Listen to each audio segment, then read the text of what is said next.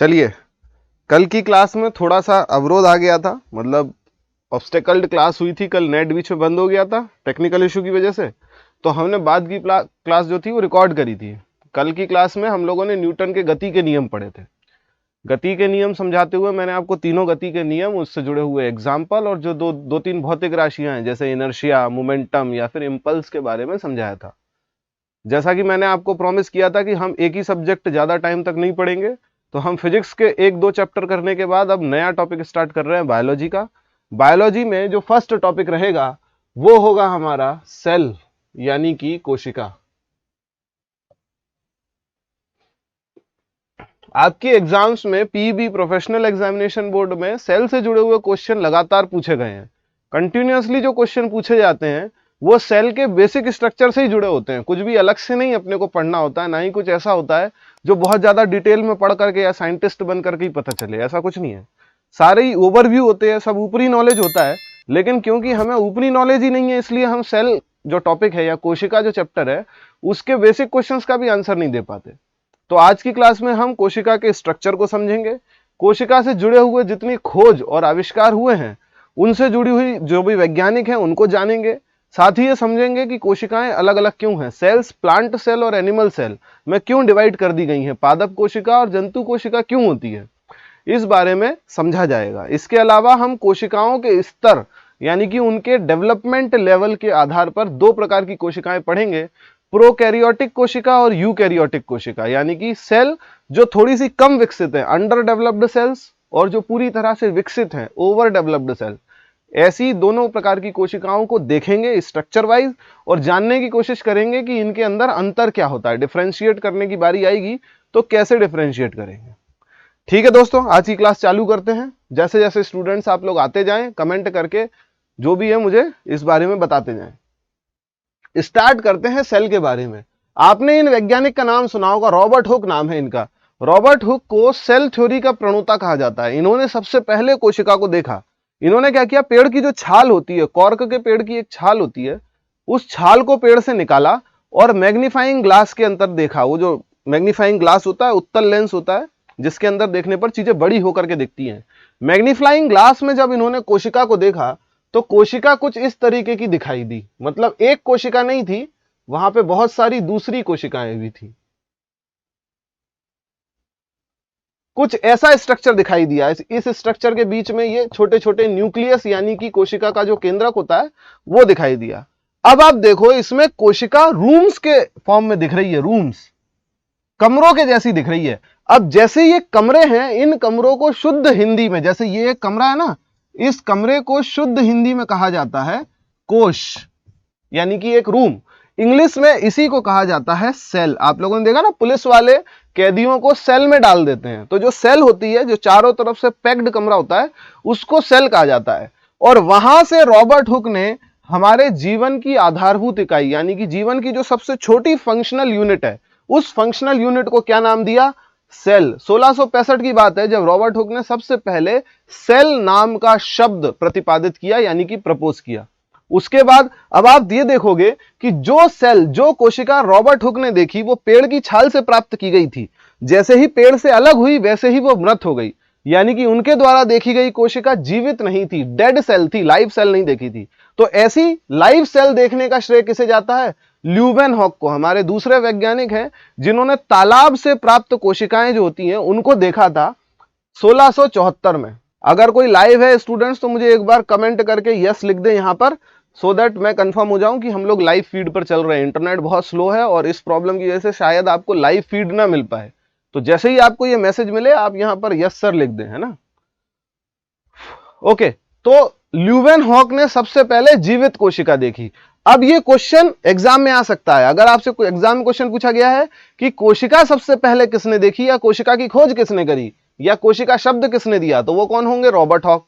लेकिन अगर किसी ने पूछा कि जीवित कोशिका सबसे पहले किसने देखी, तो आंसर होगा हमारा ल्यूवेनहॉक। इसके बाद दो जो ग्रीक साइंटिस्ट थे, सील्डन और स्वान, इन दोनों ने कोशिका के बारे में अलग अलग थ्योरी दी। सील्डन एक बॉटनिस्ट थे, यानी कि पादप वैज्ञानिक थे, जो पेड़ पौधों यानी कि प्लांट्स की स्टडी करते थे। तो इन्होंने प्लांट्स की अलग अलग स्तरों पर अध्ययन किया, स्टडी किया और पता चला कि जितने भी प्लांट हैं उन सब की जो आधारभूत संरचना है, बेसिक स्ट्रक्चर है, उस स्ट्रक्चर की सबसे छोटी इकाई, जैसे मान लीजिए हम एक बिल्डिंग बनाते हैं, किसी भी बिल्डिंग की जो सबसे छोटी इकाई क्या है, ईंट, छोटी छोटी ईंट या ब्रिक्स से बन करके एक पूरी बिल्डिंग बनती है।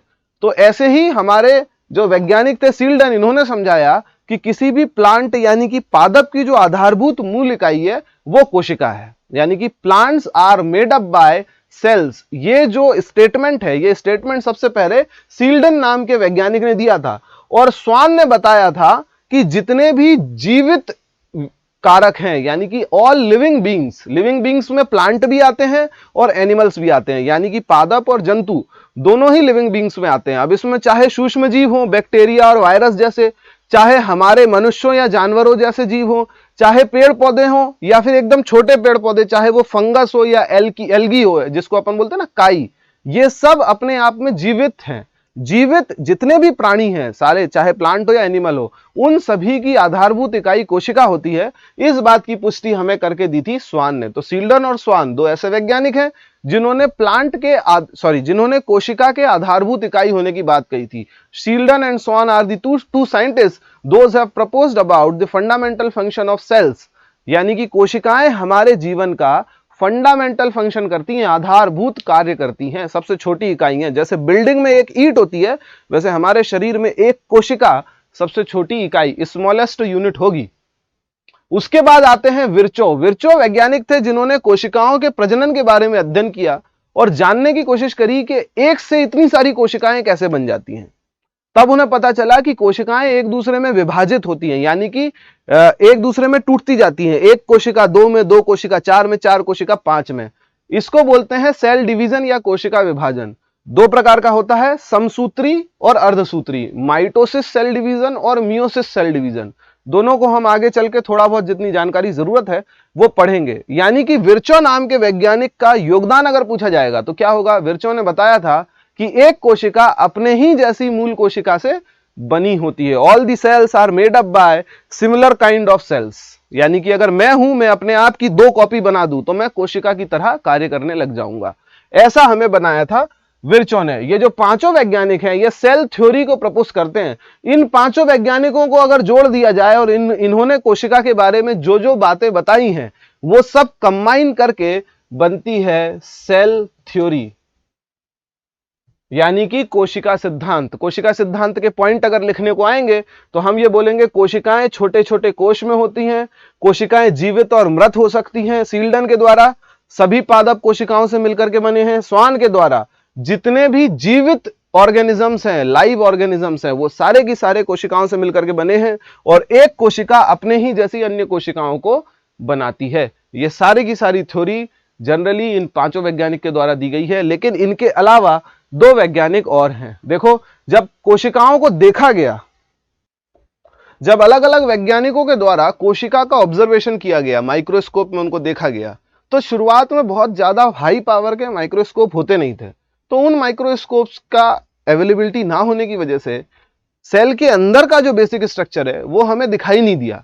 यानी कि सेल के बारे में दो चीजें दिखाई दी। पहला तो एक गोला जिसको कहा गया सेल, जो कि क्लोजली पैक्ड था, यानी कि चारों तरफ से बंद था। इस गोले के अंदर एक काला सा धब्बा और इस काले से धब्बे के आसपास भरा हुआ तरल लिक्विड, यानी कि बाहरी बाउंड्री, आउटर सीमा, उसके बाद बीच में एक काला सा धब्बा ब्लैक स्पॉट और उसके बीच में भरा हुआ फ्लूइड यानी कि तरल।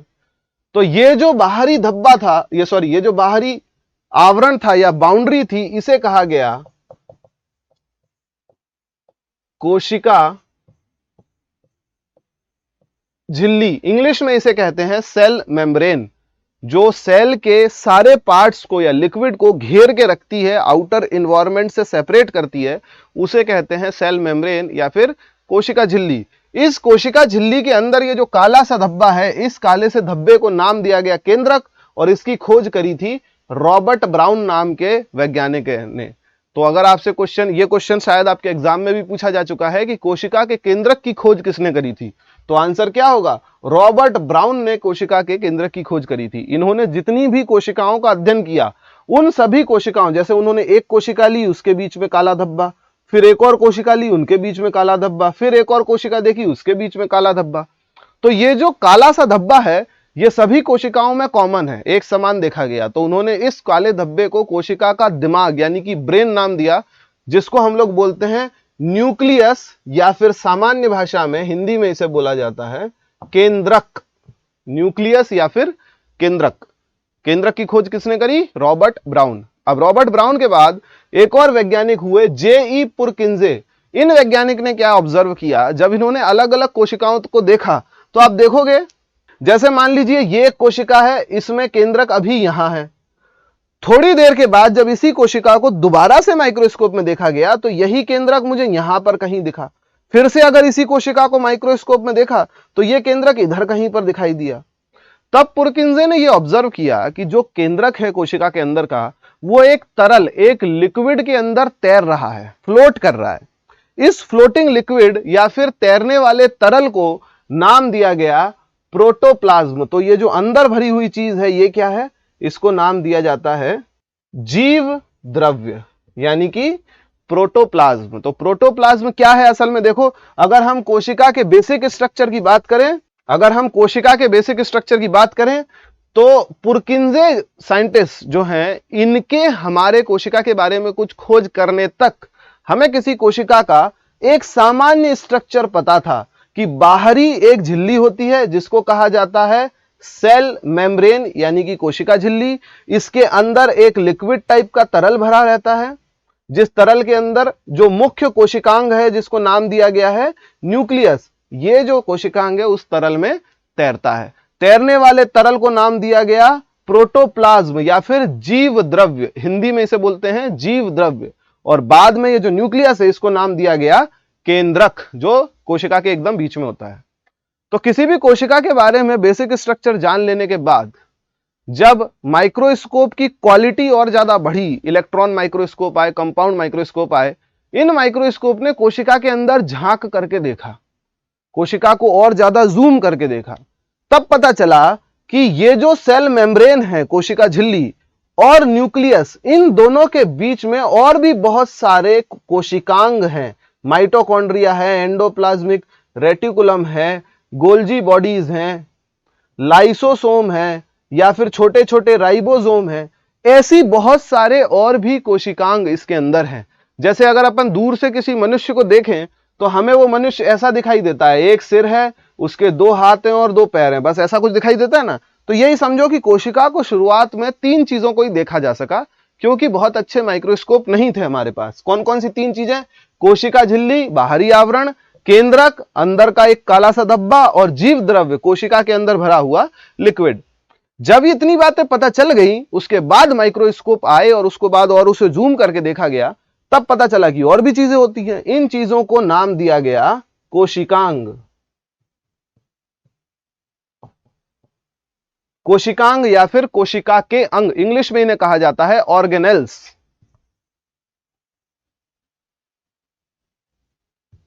क्या बोला जाता है इन्हें इंग्लिश में? ऑर्गेनेल्स।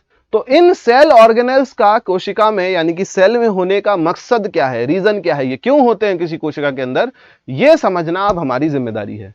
सेल ऑर्गेनेल्स देखो कौन कौन से इंपॉर्टेंट है। एक तो ये जो न्यूक्लियस, सेल मेम्ब्रेन और प्रोटोप्लाज्म तक तो आपको बात समझ में आई। इसके अलावा हमारे पास होंगे ribosomes, mitochondria, endoplasmic reticulum, smooth और रफ दोनों प्रकार के, Golgi bodies, lysosome, plastids, vacuoles.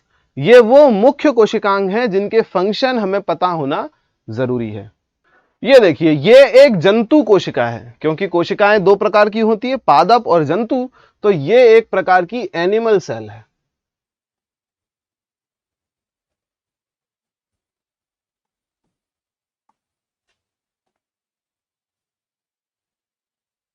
जंतु कोशिका। अब इसी जंतु कोशिका का अध्ययन हमें करना है पहले, क्योंकि पादप कोशिका और जंतु कोशिका में थोड़ा सा अंतर होता है, एक छोटा सा डिफरेंस होता है। अब ये डिफरेंस क्या है, इस डिफरेंस को अपन अध्ययन करेंगे और जानेंगे कि प्लांट और एनिमल सेल एक दूसरे से अलग क्यों होती हैं, या फिर इनके अलग होने का कारण क्या है। देखो जरा, इस कोशिका के अंदर ये जो बड़ा सा काला धब्बा दिख रहा है, ये देखो, काला नहीं है, इसमें बैंगनी कलर का है, वॉयलेट है, लेकिन असल में ये ब्लैकिश दिखता है जब हम ऊपर से इसको देखते हैं। तो ये जो ब्लैकिश काला सा धब्बा है, इस धब्बे को कहा गया है न्यूक्लियस। इस न्यूक्लियस के अंदर जेनेटिक मटेरियल भरा होता है। जेनेटिक मटेरियल में न्यूक्लियॉन्स होते हैं, क्रोमोसोम्स यानी कि गुणसूत्र होते हैं, गुणसूत्रों के अंदर डीएनए होता है और यही डीएनए अनुवांशिक जीन को धारण करता है। एक पीढ़ी से दूसरे पीढ़ी जब कोशिकाएं जाती हैं तो जो गुण होते हैं वो जीन्स के द्वारा ही स्थानांतरित होते हैं। हमको न्यूक्लियस के अंदर की ज्यादा स्टडी नहीं करनी है, यह समझ लो कि न्यूक्लियस इस कोशिका को नियंत्रित करने का काम करता है। हमारे शरीर में जैसे हमारा दिमाग, ब्रेन पूरे शरीर को कंट्रोल करता है, वैसे ही इस कोशिका में होने वाली सारी घटनाओं को कौन कंट्रोल करता है? न्यूक्लियस। तो न्यूक्लियस यानी कि केंद्रक कोशिका को नियंत्रित करने का काम करता है। केंद्रक के चारों तरफ आपको ये पाइपलाइन जैसे स्ट्रक्चर दिख रहे हैं, पाइपलाइन, ये दिख रहा है, ये ऐसा, ये जो पाइपलाइन जैसा स्ट्रक्चर है, इस पाइपलाइन स्ट्रक्चर को कहा जाता है, जो केंद्रक को चारों तरफ से घेरे हुए है, इस स्ट्रक्चर को कहा जाता है एंडोप्लाज्मिक रेटिकुलम। हिंदी में कहा जाता है अंतःप्रव्यदयी जलिकाएं। टफ नाम है, आप इनको शॉर्ट में ER बोल सकते हो। आप अगर कहीं पढ़ोगे भी किताबों में तो इनका नाम ER लिखा रहता है, क्योंकि इनका हिंदी और इंग्लिश नाम बड़ा डिफिकल्ट है। एंडोप्लाज्मिक रेटिकुलम इंग्लिश में और अंतःप्रव्यदयी जलिकाएं ये हिंदी में होता है, तो आप शॉर्ट में इनको ER बोल सकते हो। अब आप ER देखोगे दो टाइप के हैं, देखो यहां लिखा हुआ है रफ, रफ का मतलब होता है खुरदरे, रफ एंडोप्लाज्मिक रेटिकुलम, और यहां पर देखोगे स्मूथ, स्मूथ का मतलब होता है चिकने। रफ एंडोप्लाज्मिक रेटिकुलम और स्मूथ एंडोप्लाज्मिक रेटिकुलम में एक अंतर आपको देखने को मिलेगा। देखो ये जितने भी रफ एंडोप्लाज्मिक रेटिकुलम है, इनके ऊपर ये लाल लाल दाने बने हुए हैं, देख रहे हो, ये लाल लाल दाने बने हुए हैं। और जितने स्मूथ एंडोप्लाज्मिक रेटिकुलम है, ये वाले देखो इधर साइड के, ये या फिर ये वाला देखो इधर, ये एकदम स्मूथ है, इसके ऊपर कोई लाल दाने नहीं है। ये जो लाल छोटे छोटे पार्टिकल हैं, इनको कहा गया है राइबोसोम्स। देखिए ये इधर राइबोसोम्स बने हुए हैं, ये रहा राइबोसोम। राइबोसोम को कहा जाता है कोशिका की प्रोटीन फैक्ट्री। कोशिका के अंदर जो मुख्य ऊर्जा का स्रोत है वो है प्रोटीन। प्रोटीन बनाने का काम दिया गया है राइबोसोम्स को। राइबोसोम प्रोटीन बनाते हैं। कोशिका में सबसे ज्यादा काम करता है नाभिक यानी कि उसका केंद्रक। केंद्रक को सबसे ज्यादा ऊर्जा की जरूरत पड़ती है और बनने वाला प्रोटीन राइबोसोम को केंद्रक तक पहुंचाना है। अब राइबोसोम खुद तो जा नहीं सकता, तो केंद्रक को चारों तरफ से कवर करके रखता है एंडोप्लाज्मिक रेटिकुलम। राइबोसोम्स के दाने, जैसे मान लीजिए कि ये एंडोप्लाज्मिक रेटिकुलम का ये कोई पाइप है ऐसा, इस पाइप के ऊपर राइबोसोम्स के छोटे छोटे दाने ऐसे सेटल डाउन हो जाते हैं। इसके अंदर से जो प्रोटीन है वो इस पाइपलाइन के अंदर चला जाता है और इधर जो न्यूक्लियस इसको घेरे हुए वो प्रोटीन न्यूक्लियस तक पहुंच जाता है। यानी कि ये एक पाइपलाइन है ट्रांसपोर्टेशन का। अपने घर में जैसे पानी पहुंचाते हैं ना एक जगह से दूसरी जगह, वैसे ही ये मान लो कि एंडोप्लाज्मिक रेटिकुलम राइबोसोम से प्रोटीन को लेकर के न्यूक्लियस तक पहुंचाने का काम करते हैं। दूसरे कोशिकांगों से अगर कम्युनिकेट करना होता है तो ये एंडोप्लाज्मिक रेटिकुलम पाइपलाइन पूरे कोशिका में फैल करके उनको प्रोटीन या एनर्जी या जो भी तरल पदार्थ हार्मोन भेजना होता है वो भेज देता है। तो ये एक प्रकार के पाइपलाइन या ट्रांसपोर्टेशन मीडियम है जो जिनके ऊपर अगर ये राइबोसोम्स बैठ जाते हैं तब इन्हें कहा जाता है रफ एंडोप्लाज्मिक रेटिकुलम। और जिनके ऊपर राइबोसोम्स के दाने नहीं बैठे हैं, जैसे कोई एंडोप्लाज्मिक रेटिकुलम इस तरह से है पूरा चिकना स्मूथ, तो ये हो जाएगा हमारा स्मूथ एंडोप्लाज्मिक रेटिकुलम जिसके ऊपर राइबोसोम्स के दाने नहीं बैठे होते हैं। समझे यहां तक? एंडोप्लाज्मिक रेटिकुलम के बाद हम लोग आते हैं राइबोसोम्स पर। राइबोसोम छोटे छोटे कण हैं और ये बात याद रखना, ये क्वेश्चन भी आपके एग्जाम में आ चुका है कि प्रोटीन फैक्ट्री किसे कहा जाता है? Protein factory. कोशिका के अंदर प्रोटीन फैक्ट्री कौन कहलाते हैं? राइबोसोम्स। इनका घूम फिर करके एक ही काम है, प्रोटीन बनाना। अगर एटीपी के रूप में हमारा माइटोकॉन्ड्रिया भी ऊर्जा बना रहा है तो उसके अंदर भी जो काम करने वाले लोग हैं वो क्या है? राइबोसोम्स ही हैं। हमारे माइटोकॉन्ड्रिया के पास खुद का डीएनए और खुद के राइबोसोम्स होते हैं जिससे वो एनर्जी करवा करके और उसको इकट्ठा करके अपने पास रखता है, जरूरत आने पर कोशिका को दे देता है। तो राइबोसोम्स का काम क्या हुआ?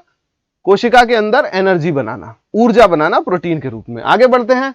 नेक्स्ट आप लोग देख रहे हैं ये इस तरीके के लाल लाल ये वाले इकाइयां, इन्हें कहा जाता है गोल्जी बॉडीज या फिर गोल्गी एपरेटस। जो कैमिलियो गोल्गी नाम के वैज्ञानिक थे, इन्होंने ये इनकी खोज करी थी, गोल्जी बॉडीज। इनको कोशिका का स्टोर रूम कहा जाता है। कोशिका के अंदर कुछ भी इंपॉर्टेंट साजो सामान होता है, जैसे कोई प्रोटीन है, हार्मोन है, किसी प्रकार का कार्बोहाइड्रेट है, किसी प्रकार का विशेष तरल है, रसायन है या कुछ भी जो कोशिका इमरजेंसी सिचुएशन के लिए बचा के रखती है। मान लीजिए किसी कोशिका को बहुत समय तक भोजन पदार्थ नहीं मिलता, तो वो गोल्जी बॉडीज के अंदर रखे हुए अपने जो भोजन पदार्थ हैं उनका इस्तेमाल कर लेती है, इसीलिए इसको स्टोर रूम बोलते हैं। अपन घर के अंदर स्टोर रूम रखते हैं कि नहीं, तो ये घर के अंदर अपना ये वही वाला स्टोर रूम है जिसमें सारा सामान रखा रहता है, इमरजेंसी में हम उसको यूज कर लेते हैं। इसके अलावा जब दो कोशिकाएं आपस में एक दूसरे को न्यूट्रिशन यानी कि पोषण शेयर करती हैं, तब भी गोल्गी बॉडीज होती हैं। जैसे एक कोशिका है और ये दूसरी कोशिका है, ये पहली वाली को ऊर्जा की जरूरत है, इसके पास ऊर्जा ज्यादा है, तो ये जो गोल्जी बॉडीज है एक पैकेट इसका निकल करके दूसरी कोशिका में चला जाएगा और वो कोशिकाएं पोषण प्राप्त कर लेंगी। यानी कि हमारी कोशिका के अंदर मूल रूप से जो इसेंशियल आइटम है, जो महत्वपूर्ण कारक हैं, प्रोटीन, कार्बोहाइड्रेट, वसा, फैट, ऑक्सीजन या कुछ मात्रा में जल या दूसरा कोई हार्मोन या कोई रसायन जो कोशिका के लिए इंपॉर्टेंट है, उन सभी का भंडारण कहाँ किया जाता है? गोल्जी बॉडी के अंदर, गोल्गी एपरेटस के अंदर। इन्हें हिंदी में कहा जाता है ग्लॉजिकाए। गोल्गी बॉडीज को क्या कहा जाता है? ग्लॉजिकाए। आगे बढ़ते हैं। ग्लॉजिकाए के बाद ये जो हरे हरे स्पॉट्स हैं, ये देखो, ये ग्रीन स्पॉट दिख रहा है ऐसा, इस ग्रीन स्पॉट्स को देखो, यहां पर इसका नाम लिखा है पेरोक्सिसोम। पेरोक्सिसोम इसका अलग नाम है, इसके अलावा एक नाम और है लाइसोसोम। हिंदी में भी इसे लाइसोसोम कहा जाता है। लाइसोसोम को आत्महत्या की थैली, suicide bag of the cell कहा जाता है। क्यों कहा जाता है, इस बारे में चर्चा की जाएगी। पहले समझते हैं इनका काम क्या है। लाइसोसोम के अंदर ऐसे एंजाइम पाए जाते हैं जो डाइजेस्ट करने का काम करते हैं, जैविक घटकों को, जैविक कारकों को डाइजेस्ट कर देते हैं, यानी कि पचा देते हैं। एक तरह से आप ये बोल सकते हो कि हमारे शहर में नगर निगम का जो काम है, कचरा इकट्ठा करना और उसको बाहर फेंकना डाइजेस्ट करके, ये काम कोशिका के अंदर लाइसोसोम करता है। कोशिका के अंदर इतने सारे कोशिकांग होते हैं, इनमें टूट फूट होती रहती है, कई माइटोकॉन्ड्रिया बनते हैं, मर जाते हैं, राइबोसोम के छोटे छोटे दाने पैदा होते हैं, डेड हो जाते हैं। ऐसी सिचुएशन में हो सकता है कि कोशिका के अंदर वेस्ट मटेरियल, जो कचरा है, वो बढ़ जाए। तो ये जो लाइसोसोम के छोटे छोटे दाने हैं, ये इस वेस्ट मटेरियल को कलेक्ट करते हैं और खुद ब खुद शरीर से बाहर चले जाते हैं, यानी कि कोशिका से बाहर चले जाते हैं। तो इस प्रकार कोशिका के अंदर का इन्वायरमेंट साफ बना रहता है। साफ सफाई का काम है कुल मिलाकर के। ये जो लाइसोसोम है, इनका कुल मिलाकर के काम क्या है? साफ सफाई का। अब आप देखो कि किसी भी जैविक घटक को पचाने के लिए एंजाइम की जरूरत पड़ती है। जैसे आपने देखा ना कि अगर मान लो आप खाना भी खाते हो, तो उस खाए गए खाने को पचाने के लिए आपके पाचन तंत्र में एंजाइम्स होते हैं। ऐसे ही एंजाइम्स हमारे लाइसोसोम के अंदर भी होते हैं। अब जरा सोचो कि अगर गलती से कभी कोई लाइसोसोम का जो बॉक्स है, छोटा सा गोला है, वो फट गया, तो क्या होगा? उसके अंदर के जो रासायनिक एंजाइम्स हैं वो पूरी कोशिका में फैल जाएंगे। कोशिका में फैलेंगे तो कोशिका के जितने सही अच्छे खासे जो वेस्ट नहीं है, उन कारकों को भी डाइजेस्ट करना चालू कर देंगे, उनको भी गलाना चालू कर देंगे। और एक समय आएगा जब पूरी की पूरी कोशिका जो स्वस्थ होगी, धीरे धीरे एंजाइम के प्रभाव में गलने लगेगी और मृत हो जाएगी। मतलब अगर कोई लाइसोसोम का थैला फट जाता है तो पूरी कोशिका ऑटोमेटिकली डेड हो जाती है। इसीलिए इसको आत्महत्या की थैली कहा गया है। क्या कहा गया है? Suicide bag of the cell, आत्महत्या की थैली। किसको बोलते हैं? लाइसोसोम को। यह क्वेश्चन भी इंपॉर्टेंट है और कोशिका चैप्टर में से इसी टाइप के ही क्वेश्चन पूछे जाएंगे। यही क्वेश्चन लगातार बनते हैं। आगे बढ़ते हैं। नेक्स्ट है ये जो लाल इकाइयां आप देख रहे हो, ये बड़ी बड़ी सी लाल इकाइयां, इन्हें कहा गया है माइटोकॉन्ड्रिया।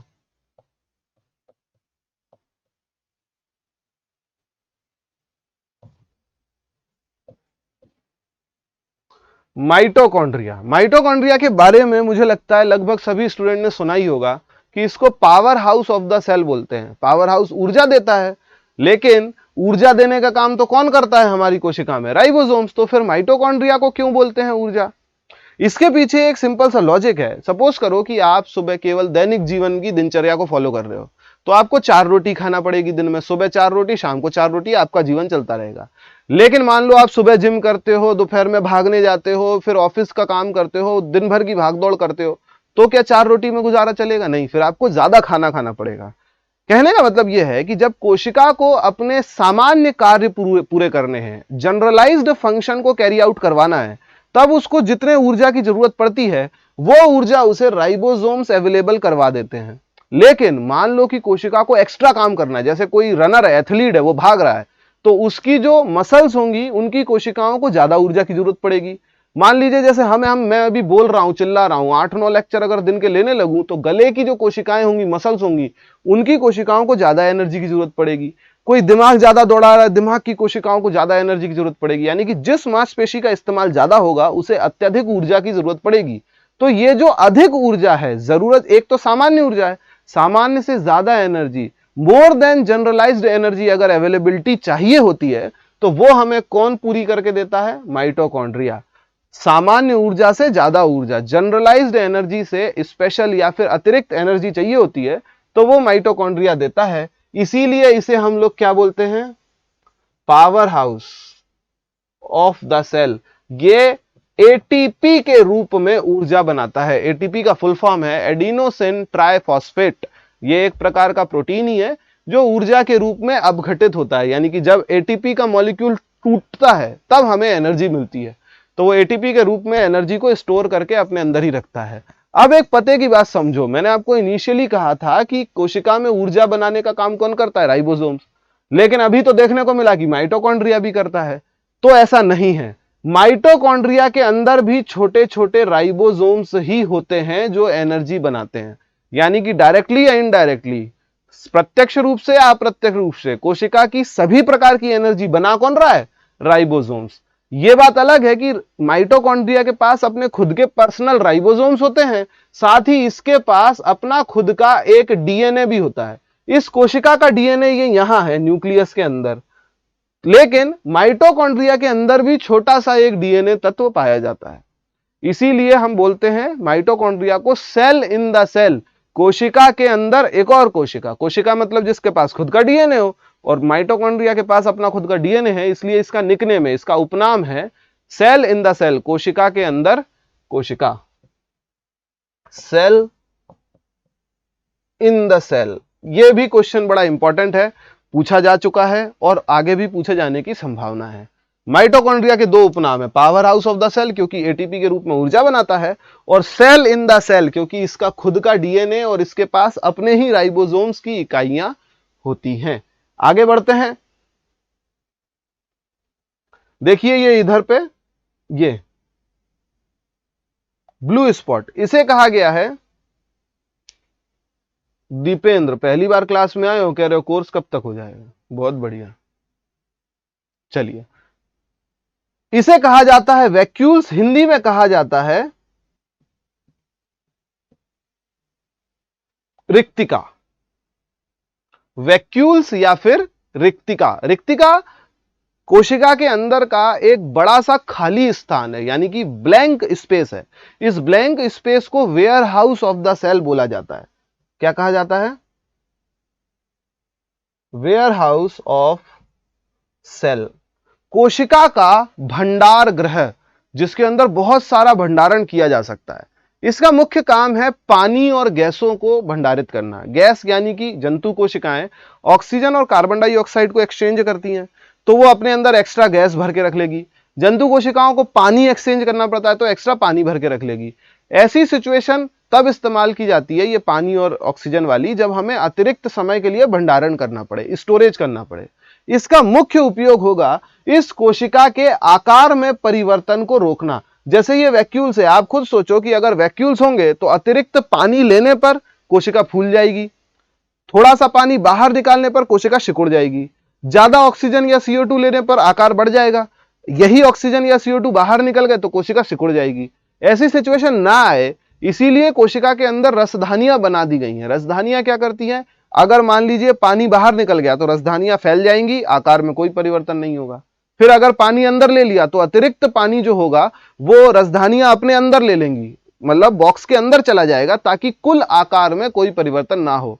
तो जो वैक्यूल्स होती हैं वो वैक्यूल्स कोशिका के शेप चेंज को रोकने का काम करती हैं, एक समान आकार बनाए रखती हैं, शेप को बिगड़ने नहीं देती। और दूसरा, इसके अंदर इसेंशियल पानी और गैसों का भंडारण किया जा सकता है, गैस और पानी का स्टोरेज किया जा सकता है।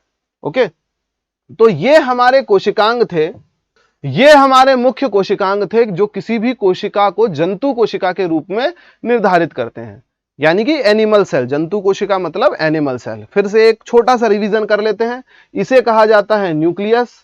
ये न्यूक्लियस है, ये रहा। इस न्यूक्लियस के आसपास जो पाइपलाइन है वो एंडोप्लाज्मिक रेटिकुलम है। पाइपलाइन जिसके ऊपर राइबोसोम्स के दाने हो उन्हें कहा जाता है रफ एंडोप्लाज्मिक रेटिकुलम, और जिनके ऊपर ये पाइपलाइन पर राइबोसोम्स नहीं होते उन्हें कहा जाता है स्मूथ एंडोप्लाज्मिक रेटिकुलम। चिकने अंतःप्रविदवी जालिकाएं और खुदरे अंतःप्रविदयी जालिकाएं। ओके, हिंदी में थोड़ा टफ नाम है। उसके बाद ये गोल्गी बॉडीज, जिसको हिंदी में कहा जाता है ग्लॉजिकाए। ये जो ग्लॉजिकाएं हैं, गोल्गी बॉडीज हैं या गोल्गी एपरेटस हैं, इनका काम है कोशिका के लिए इसेंशियल मटेरियल का भंडारण करना। ये स्टोर रूम है एक तरह का, जिसमें हम अपने अतिरिक्त चीजों का भंडारण कर लेते हैं, स्टोरेज रख लेते हैं। इमरजेंसी में इसको इस्तेमाल किया जाता है जब कोशिका के पास खुद का खाना बनाने या प्राप्त करने की एबिलिटी नहीं होती। उसके बाद ये छोटे छोटे लाइसोसोम्स के दाने आते हैं। लाइसोसोम हमारी कोशिका की नगर पालिका है जो वेस्ट मैनेजमेंट का काम करती है।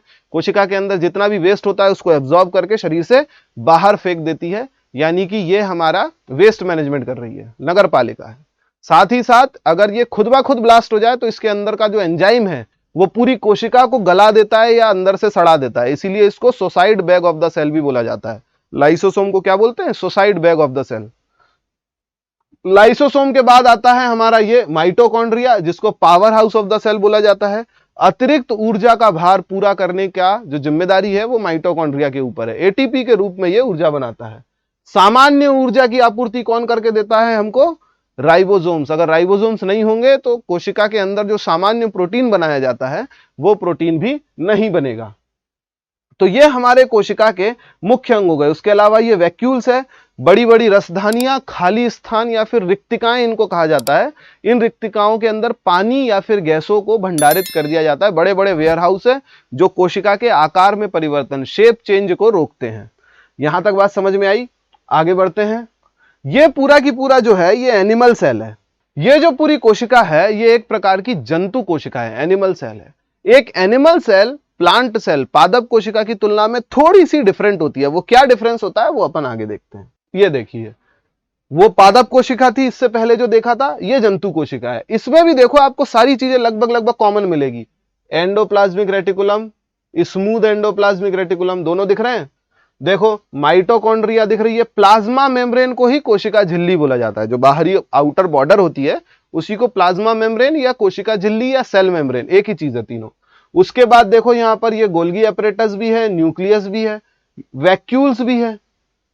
सारी की सारी चीजें लगभग वैसी की वैसी हैं, लेकिन देखने में ये कोशिकाएं अलग हो रही हैं दो कारण की वजह से। पहला देखो, आपको ये यहां क्लोरोप्लास्ट दिखेगा। ये देखो क्लोरोप्लास्ट, इसे हिंदी में कहा जाता है हरित लवक, या फिर आप केवल लवक के नाम से इसको समझ सकते हो। लवक को इंग्लिश में कहा जाता है प्लास्टिड। लवक यानी कि प्लास्टिड। तो ये जो प्लास्टिड है ये इन कोशिकाओं में क्या कर रहा है? आप देखोगे कि प्लांट की पत्तियां या फूल या फिर उसके तने एक विशेष प्रकार के रंग के होते हैं। एक अपीयरेंस में उनके अंदर कलर दिखाई देता है। तो ऐसे ही कलर का कारण किसी भी कोशिका के अंदर क्या होता है? प्लास्टिड। क्योंकि हमारे जंतु कोशिकाओं में, जानवरों में कोशिकाएं रंगहीन होती है, उनके अंदर कोई कलर नहीं होता। तो हमारे पादपों के अंदर कलर पाया जाता है, इसलिए उसमें प्लास्टिड होता है। जबकि हमारा जो जंतु कोशिका है, इससे पहले वाली जो देखी थी, उसके अंदर प्लास्टिड नहीं होता। तो यह पहला डिफरेंस है।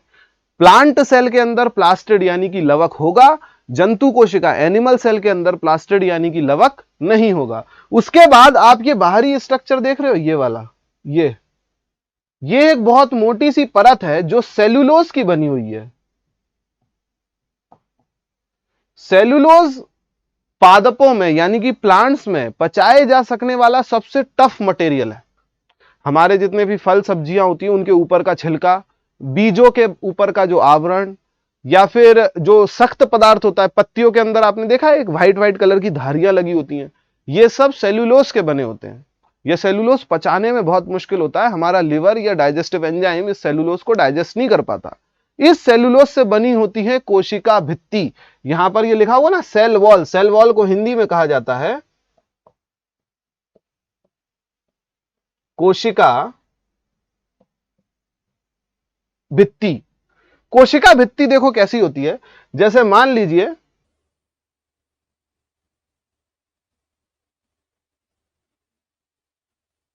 ये जो अंदर मैंने सर्कल बनाया है ये एक कोशिका है, तो जो दूसरी कोशिका होगी वो इस तरह से होगी, ये एक कोशिका और है, ये दूसरी कोशिका है, ये एक और कोशिका है और ये एक और कोशिका है।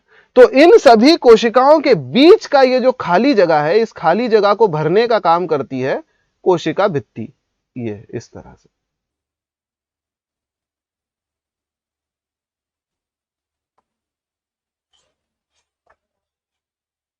ये कोशिका भित्ति होती है जिसकी वजह से पादप कोशिकाओं को एक सॉलिड स्ट्रक्चर, ठोस आकार मिलता है, और इन्हीं की वजह से पादप कोशिकाएं आकार में बहुत ज्यादा चेंजेस या परिवर्तन नहीं कर पाती।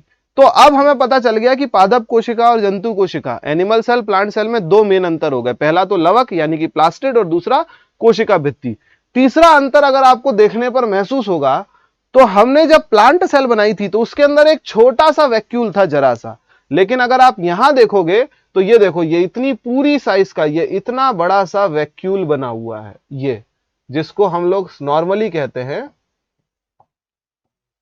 रिक्तिका, वैक्यूल्स या फिर रिक्तिका। तो प्लांट सेल देखो, रिक्तिका का फंक्शन क्या था कि वो आकार को चेंज नहीं होने देती, आकार एक समान बनाए रखती है, करेक्ट, यही बात थी। अब यहां देखो, क्योंकि प्लांट सेल अपने आकार को परिवर्तित कर ही नहीं सकती कोशिका भित्ति की वजह से, इसलिए उनके अंदर स्टोरेज की ज्यादा से ज्यादा अवेलेबिलिटी होना जरूरी है, और इसी वजह से उनको बड़े बड़े वैक्यूल्स दिए गए हैं। तो प्लांट सेल का जो तीसरा डिफरेंस आया वो ये कि जंतु कोशिकाओं में रिक्तिकाओं की साइज छोटी छोटी होती है, पादप कोशिका में रिक्तिका बड़ी होती है। एनिमल सेल में वैक्यूल्स छोटे होते हैं, प्लांट सेल में वैक्यूल्स बड़े होते हैं। क्लियर? तो ये हमारे एनिमल और प्लांट सेल में मुख्य अंतर है। अगर आप देखो कि कौन से कोशिकांग या ऑर्गेनेल्स प्लांट सेल में पाए जाते हैं और एनिमल सेल में नहीं पाए जाते, तो वो दो होंगे, पहला तो ये कोशिका भित्ति यानी कि सेल वॉल, और दूसरा ये लवक यानी कि प्लास्टिड। प्लांट सेल में होते हैं जबकि एनिमल सेल में ये दोनों चीजें नहीं होते। अगर हम इसको जनरलाइज करें तो we can have some differences, हम कुछ एक अंतर को भी लोकेट कर सकते हैं, डिफरेंसेस भी बता सकते हैं। फॉर एग्जाम्पल, प्लांट सेल है प्लास्टिड्स, यानी कि प्लास्टिड का मतलब होता है लवक, प्लांट सेल के पास लवक होता है, एनिमल सेल के पास लवक प्लास्टिड नहीं होता। एनिमल सेल कलरलेस होती है, उनको कोई जरूरत नहीं पड़ती प्लास्टिड की। दूसरा, सेल वॉल यानी कि कोशिका भित्ति, पादप कोशिकाओं में कोशिका भित्ति होती है, जंतु कोशिका में कोशिका भित्ति नहीं होती। ओके, उसके बाद देखो लार्ज यानी कि बड़े, वैक्यूल्स यानी कि रिक्तिकाएं। तो एक बात और क्लियर है कि पादप कोशिका प्लांट सेल के अंदर रिक्तिकाएं बड़ी बड़ी साइज की होती हैं, जबकि हमारे जंतु कोशिका के अंदर रिक्तिकाएं छोटी साइज की होती हैं। कई बार तो ऐसा भी होता है कि एनिमल सेल के अंदर वैक्यूल्स होते भी नहीं है, वो क्योंकि वो बहुत टेम्परेरी है। एनिमल सेल की कोशिकाएं आकार में परिवर्तन कर सकती है क्योंकि उनमें सेल वॉल कोशिका भित्ति नहीं होती। उसके बाद और भी बहुत सारे डिफरेंसेस हैं, लेकिन आपको वो समझने लायक नहीं है। जो एग्जाम में पूछे जा सकते हैं वो ये तीन मुख्य अंतर हैं। बाकी देखो यहाँ पर प्लाज्मा मेम्ब्रेन, कोशिका झिल्ली के बारे में भी बात की गई है। हम लोग कोशिका झिल्ली को प्लाज्मा मेम्ब्रेन भी बोल देते हैं। अब आ जाओ जो इनिशियली हमने पढ़ा था जेई पुरकिंजे नाम के वैज्ञानिक के शोध के बारे में। जेई पुरकिंजे ने क्या बताया था कि ये कोशिका है, ये कोशिका के अंदर का केंद्रक है, और केंद्रक और कोशिका झिल्ली के बीच में भरा हुआ है एक लिक्विड जिसे नाम दिया गया है जीव द्रव्य। इस जीव द्रव्य को इंग्लिश में क्या बोलते हैं? प्रोटोप्लाज्म। पुरकिंजे ने यही बताया था। अब जब हमें पता चला कि इस मेम्ब्रेन और न्यूक्लियस के बीच में बहुत सारे ऑर्गन्स यानी कि कोशिकांग भी रहते हैं, तब जो बचा हुआ लिक्विड है उसे नाम दे दिया गया कोशिका द्रव्य, कोशिका द्रव्य। और इसको हिंदी में इंग्लिश में बोला जाता है साइटोप्लाज्म। तो हम ये बोल सकते हैं कि प्रोटोप्लाज्म बराबर साइटोप्लाज्म यानी कि कोशिका द्रव्य प्लस कोशिकांग।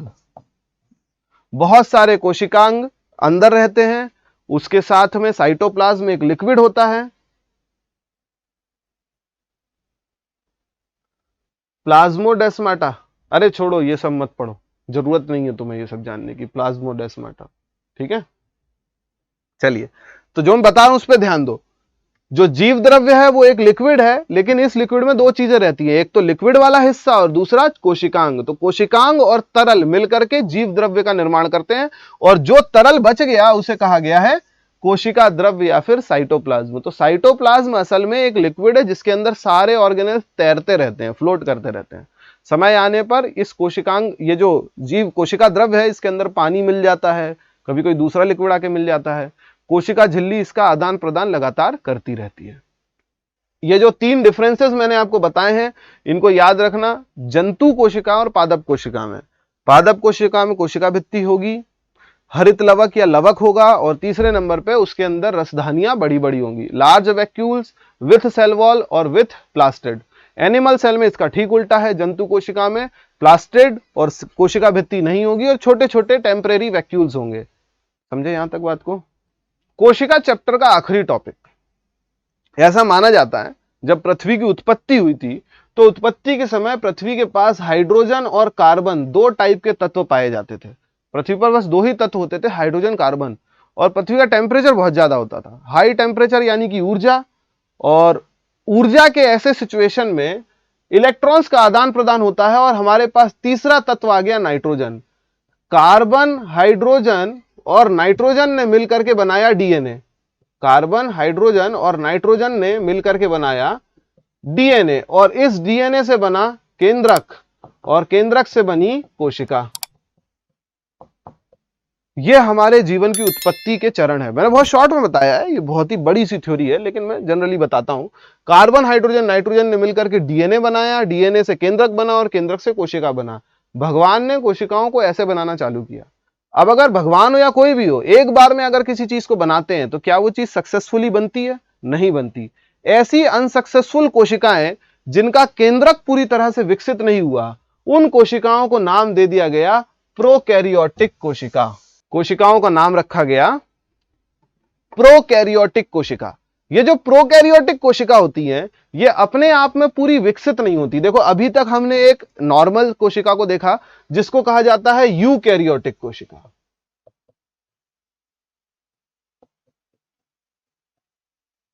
यूकैरियोटिक कोशिका। अब यूकैरियोटिक कोशिका में आपको सारे ऑर्गेनेल दिख रहे हैं। देखो, राइबोसोम्स है, इसमें माइटोकॉन्ड्रिया, इसमें न्यूक्लियस है, इसमें रेटिकुलम्स है, और छोटे छोटे दाने और भी पड़े हुए हैं। यानी कि जितने कोशिकांग होते हैं वो सारे एक विकसित यूकैरियोटिक कोशिका में आपको दिखेंगे। लेकिन आप देखो, प्रोकैरियोटिक कोशिका बड़ी ही नॉर्मल सी दिख रही है। इसके अंदर एक न्यूक्लियस जो है वो भी क्लियर नहीं है। देखो, ये ऐसा बिगड़ा हुआ सा न्यूक्लियस है। राइबोसोम्स है, इसके अलावा और माइटोकॉन्ड्रिया इकाइयां भी नहीं है। इसका मतलब कि अर्धविकसित रूप में कोशिकाओं को कहा गया प्रोकैरियोटिक, और जब वो पूरी तरह से विकसित हो गए, फुल्ली डेवलप्ड हो गए, तो पूरी तरह से डेवलप्ड हो चुकी कोशिकाओं को कहा गया यूकैरियोटिक कोशिका। यूकैरियोटिक कोशिका जंतु और पादपों में पाई जाती है, जबकि प्रोकैरियोटिक कोशिका केवल बैक्टीरियाज की होती है। बैक्टीरिया, साइनोबैक्टीरिया या आर्किया, ये सूक्ष्म जीव होते हैं, बहुत छोटे छोटे। इनके अंदर होने वाली कोशिकाएं, या फिर ये एक कोशिकीय जीव है, तो फिर इनकी कोशिकाओं को ही हम प्रोकैरियोटिक कोशिका बोल देते हैं। तो जो पूरी तरह से डेवलप्ड नहीं है, अंडर डेवलप्ड है, वो है प्रोकैरियोटिक। और जो पूरी तरह से विकसित हो चुकी है वो है यूकैरियोटिक। आप डिफरेंस देख करके बता सकते हो कि यूकैरियोटिक कोशिका के अंदर सारे कोशिकांग पाए जाते हैं, ऑर्गेनेल्स होते हैं, जबकि प्रोकैरियोटिक कोशिका में केवल राइबोसोम होता है और कुछ नहीं होता। छोटी मोटी ऊर्जा की जरूरत पड़ती है, ये ऊर्जा की आपूर्ति दे दी जाती है, इसके अलावा और कोई ऊर्जा बनाने की इकाई नहीं होती। प्रोकैरियोटिक कोशिकाओं में एक ये फ्लैजेला नाम का ये काला सा तंतु होता है जो मोशन का काम करता है, जो इनको किसी भी तरल में तैरने की एबिलिटी देता है या ट्रांसफर होने की एबिलिटी देता है। हमारी यूकैरियोटिक कोशिका में ये सब नहीं होता। यूकैरियोटिक कोशिका में आकार बहुत बड़ा होता है क्योंकि इसके अंदर बहुत सारे कोशिकांग पाए जाते हैं, जबकि प्रोकैरियोटिक कोशिकाओं का जो आकार है वो छोटा सा होता है, उसके अंदर बहुत ज्यादा ऑर्गेनेल्स नहीं होते हैं। तो जनरली हम देखें तो एक अर्धविकसित या बिना विकास की जो बेसिक कोशिकाएं होती हैं, एकदम आधारभूत कोशिकाएं होती हैं, वो प्रोकैरियोटिक कोशिकाएं हैं। जब इनका जीवन स्तर बढ़ जाता है तो ये बन जाती हैं यूकैरियोटिक कोशिकाएं। यूकैरियोटिक और प्रोकैरियोटिक कोशिका में मुख्य अंतर है कोशिका विभाजन का। जब एक सेल टूट करके दो में बनती है, देखो ये प्रोसेस क्या है, ये मान लीजिए एक कोशिका है, इसके अंदर ये केंद्रक है। तो पहले चरण में क्या होगा कि इस कोशिका के अंदर का ये जो केंद्रक है, ये केंद्रक विभाजित होना चालू होगा, ये टूटना चालू होगा। एक समय आएगा जब इस कोशिका के अंदर दो छोटे छोटे केंद्रक होंगे। जैसे ही ये दो केंद्रक बन जाएंगे, उसके बाद ये कोशिका अपने आप में और ज्यादा टूटने की कोशिश करेगी। ये देखिए, ये एक केंद्रक, ये दूसरा केंद्रक, और ये कोशिका यहां से टूटने की कोशिश कर रही है। उसके बाद ये कोशिका दो इंडिविजुअल कोशिकाओं में टूट जाएगी। इस प्रोसेस को कहा जाता है कोशिका विभाजन। एसआई के क्वेश्चन हो जाएंगे क्या? एसआई के क्वेश्चन के लिए अपन थोड़ा और आगे देखेंगे। अभी मेनली हम लोग थोड़ा जिस सिलेबस पे फोकस कर रहे हैं वो कांस्टेबल का है। कांस्टेबल में बेसिक आता है, तो पहले एक बार बेसिक तो कर लिया जाए, उसके बाद उसमें डिटेल में जाएंगे। अगर मैं अभी डिटेल में पढ़ाने लगा तो फिर आगे की चीजें छूट ही जाएंगी, है ना। तो अभी अपन इनिशियल में बेसिक जा रहे हैं। जिसने साइंस बिल्कुल नहीं पढ़ी वो इसको देख लो, उसको बेसिक साइंस पता चल जाएगी। कांस्टेबल एग्जाम्स में यही सब आता है। और एसआई में हालांकि हाई लेवल की थोड़ी सी ज्यादा डिटेल में आती है, तो पहले तो बेसिक ही करना पड़ेगा ना। डायरेक्टली कौन डिटेल पढ़ता है? पहले तो हर कोई बेसिक ही पढ़ता है। तो पहले बेसिक तो करो, इसके बाद इसकी डिटेल की जाएगी। ओके, तो इस प्रोसेस को बोलते हैं कोशिका विभाजन। अब आप देखोगे कि कोशिका विभाजन या सेल डिवीजन स्टार्ट कहां से हुआ? जब ये जो नाभिक है, ये नाभिक टूटना चालू हुआ। अब आप देखो, प्रोकैरियोटिक कोशिका के अंदर न्यूक्लियस है ही नहीं, जबकि यूकैरियोटिक कोशिका के अंदर न्यूक्लियस है। तो विभाजन किसका संभव है? केवल यूकैरियोटिक का। प्रोकैरियोटिक कोशिका का कोशिका विभाजन नहीं होता। पहले इसको तो पढ़ो, उसके बाद आगे का देखेंगे एसआई का कब पढ़ना है। पहले ये तो हो जाए, उसके बाद देखते हैं आगे का। ओके, तो क्लियर है यहां पर यूकैरियोटिक और प्रोकैरियोटिक कोशिका में कोशिका विभाजन का मुख्य अंतर है। ये वाली कोशिकाओं में सेल डिवीजन होता है, कोशिका विभाजन होता है, क्योंकि इनके अंदर न्यूक्लियस होता है। प्रोकैरियोटिक कोशिका में कोशिका विभाजन नहीं होता। ये जनरली एक दूसरे को रेप्लिकेट करके, अपनी प्रति कॉपी बना करके प्रजनन करती हैं या अपनी संख्या को बढ़ाती हैं। क्लियर है यहां तक? तो आज की क्लास में हम लोगों ने जो सीखा उसके बारे में ध्यान दीजिए। हमने कोशिका से जुड़े हुए वैज्ञानिक अनुसंधानों को समझा। कौन कौन से वैज्ञानिक ने कोशिका के बारे में क्या क्या बताया।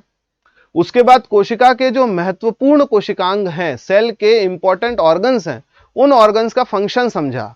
Mitochondria, ribosome, lysosome, Golgi bodies, endoplasmic reticulum, vacuoles या फिर प्लास्टिड या सेल वॉल या फिर सेल मेम्ब्रेन, ये क्या काम करते हैं इसको हमने जाना। उसके बाद नेक्स्ट चीज हमने प्लांट और एनिमल सेल के डिफरेंसेस को समझा। प्लांट सेल, एनिमल सेल, जंतु और पादप कोशिकाओं में अंतर क्या है। उसके बाद हमने ये जाना कि कोशिकाएं जीवन स्तर पर कैसे अलग अलग हैं। यूकैरियोटिक और प्रोकैरियोटिक कोशिकाएं विकास की अलग अलग डेफिनेशंस देती हैं। अर्ध विकसित है तो वो प्रोकैरियोटिक है, पूरी तरह से विकसित है तो वो यूकैरियोटिक है। इसी चीज को बेसिक साइंस का एक लेसन समझ करके याद कीजिएगा। इस लेक्चर को दोबारा से भी देखिए, अगर नहीं समझ में आया तो डाउट मुझसे पूछिए। अगले लेक्चर में हम लोग बायोलॉजी के किसी और टॉपिक के बारे में चर्चा करेंगे। Okay, thank you.